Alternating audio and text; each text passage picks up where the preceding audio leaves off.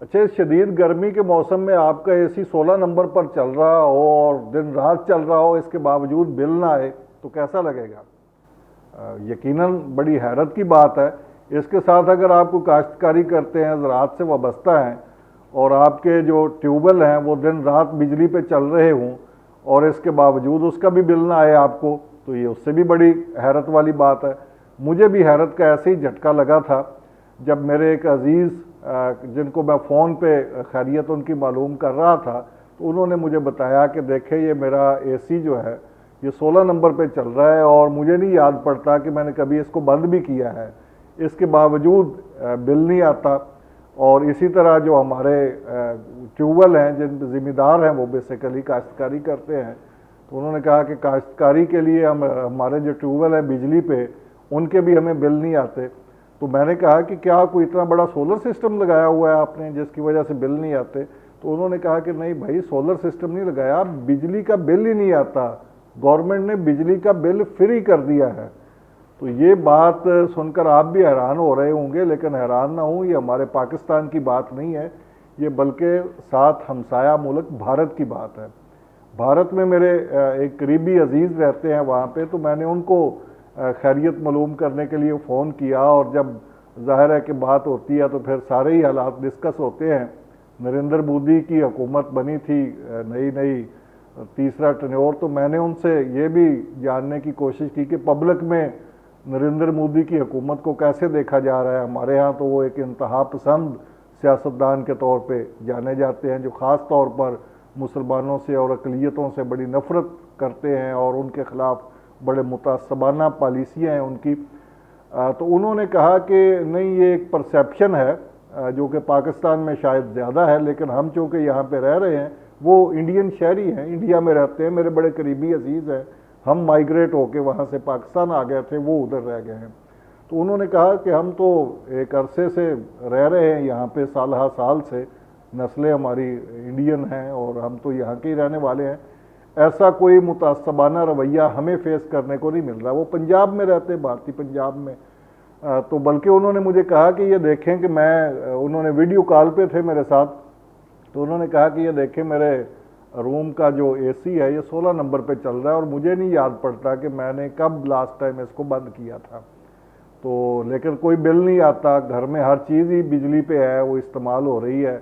لیکن بجلی کا بل نہیں آتا۔ اسی طرح ہمارے ٹیوب ویل ہیں، ذمہ دارہ کرتے ہیں وہ،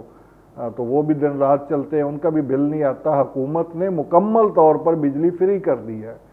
تو میں نے کہا کہ یہ کتنے یونٹ تک آپ کو فری بجلی کی سہولت میسر ہے؟ تو انہوں نے کہا کہ ان لمیٹڈ، جتنی مرضی بجلی استعمال کریں، کوئی یونٹ کا کوئی حساب کتاب نہیں ہے۔ ہم کاشتکاری کے لیے ہمارے ٹیوب ویل دن رات چلیں، جتنی مرضی بجلی استعمال کریں، کوئی بل نہیں آتا، گھر میں جتنی مرضی بجلی استعمال کریں، کوئی بل نہیں آتا۔ تو میرے لیے تو یہ واقعی بڑی حیرت کی بات تھی۔ ہم تو یہاں پہ بجلی کے بل دے دے کے چیخیں نکل گئی ہیں عوام کی، جتنے بل آ رہے ہیں، تو جہاں پہ بجلی اتنی وافر ہو اور فری ہو، لوڈ شیڈنگ کا وہ کہتے ہیں تصور ہی کوئی نہیں۔ وہ کہہ رہے تھے کہ ان کا جہاں پہ وہ رہتے ایک بڑا گاؤں ہے، قصبہ آپ کہہ لیں ان کو، اس کو نا ایک، تو وہ کہہ رہے ہیں کہ ہمارے قصبے میں ایک گریڈ اسٹیشن لگ گیا ہے، اور یہ پچھلے 2-3 سال پہلے لگا گریڈ اسٹیشن، اور پہلے کبھی کوئی تھوڑی بہت لوڈ شیڈنگ کبھی ہو بھی جاتی تھی، تو اب تو بالکل بجلی ایک منٹ کے لیے بھی کبھی نہیں جاتی۔ تو یہ ساری باتیں میرے لیے تو بڑی حیرت کے باب کھول رہی تھی۔ تو انہوں نے کہا کہ بھائی صرف بجلی نہیں، پانی بھی فری ہے، پانی کا بھی کوئی بل نہیں آتا ہمارے ہاں، تو پانی جتنا مرضی استعمال کریں تو پانی کا بھی بل نہیں آتا۔ تو انہوں نے کہا کہ جب اس قدر حکومت ہمیں سہولتیں دے رہی ہے، پبلک کے لیے اقدامات کر رہی ہے، تو ہمیں حکومت سے نفرت کرنے کی یا حکومت کے خلاف کوئی اقدامات کرنے کی، یا حکومت سے ہم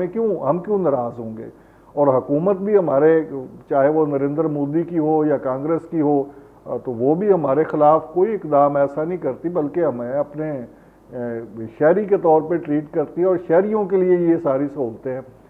تو انہوں نے کہا کہ آپ دیکھیں کہ ہمارے ہاں جو پبلک ٹرانسپورٹ ہے، وہ پاکستان بھی آتے رہتے ہیں یہاں پہ، انہوں نے کہا کہ آپ کے ہاں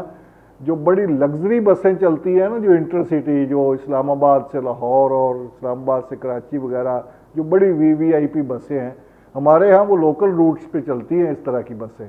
اور جو بڑے روٹس ہیں وہاں پہ تو جو بسیں چلتی ہیں وہ اتنی کمفرٹیبل ہیں کہ آپ تو سفر نہیں کر سکتے۔ پاکستان میں اس طرح کی کمفرٹیبل بس وہ کہہ رہے ہیں کہ میں نے نہیں دیکھی، اور ان بسوں میں خواتین کے لیے، عورتوں کے لیے سفر بالکل فری ہے۔ انہوں نے کہا کہ وہ لڑکیاں ہوں، بچیاں ہوں، بڑی عمر کی عورتیں ہوں، جو بھی عورت بس میں سوار ہوگی اس سے ٹکٹ نہیں لیا جائے گا، اس سے پیسے نہیں لیے جائیں گے، وہ جہاں پہ بھی جانا چاہے اس کے لیے سفر فری ہے۔ یہ ایک اور حیرانی کی بات تھی۔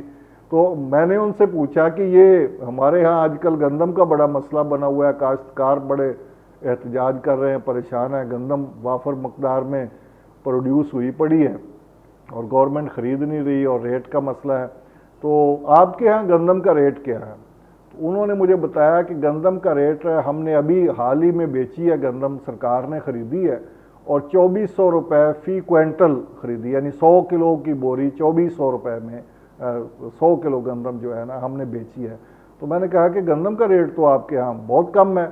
تو انہوں نے کہا کہ نہیں بہت اچھا ریٹ ہے، کم نہیں ہے۔ اچھا اس لیے ہے کہ ہمارا اخراجات دیکھیں نا کہ اخراجات کیا ہیں، 245 روپے کی یوریا کی بوری ہے، یوریا کی 45 کلو کی بوری وہ بتا رہے تھے، یوریا کھاد کی 245 روپے کی ہے۔ یہ ان پٹ ہے، بجلی فری ہے مکمل طور پہ، پانی کا بل کوئی نہیں آتا، 245 روپے کی یوریا کی بوری ہے، اور تقریباً 2000 روپے کا جو ڈی اے پی کا بیگ ہے وہ بھی 50 کلو کا، یعنی جو ہمارے ہاں یہاں پہ 12-13 ہزار 15 ہزار روپے تک بکتی رہی ہے،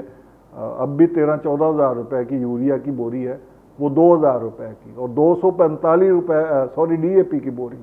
وہ 2000 روپے کی، اور یوریا کی بوری وہ 245 روپے کی ہے۔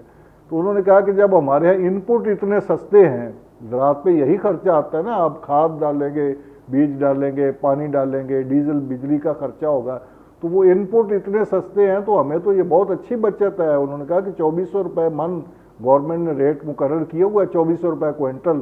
اور یہ بہت اچھا ریٹ ہے، اور اس سے بڑا ذمہ دار کو بڑے پیسے بچ جاتے ہیں، بڑی سہولت ہوتی ہے۔ تو انہوں نے کہا کہ یہ ہیں کاشت، اس کے علاوہ پھر باتوں سے بات جب چلی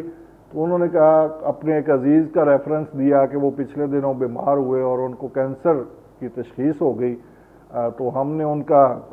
علاج کروایا وہاں پہ۔